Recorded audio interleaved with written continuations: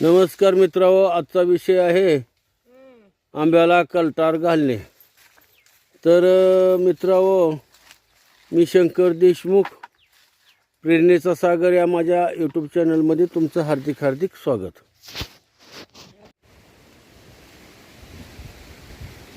आंब्याला कलटार नावाचं संजीवक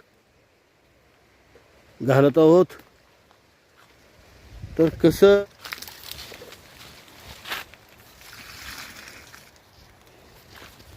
साधारण अशी झाडं आहेत आणि सुईच्या आकाराच्या मुळ्या तोडून म्हणजे तुटतच आहेत. आणि अशा पद्धतीनं कलटार या झाडाला आम्ही साधारण 10 मिली ते 12 मिली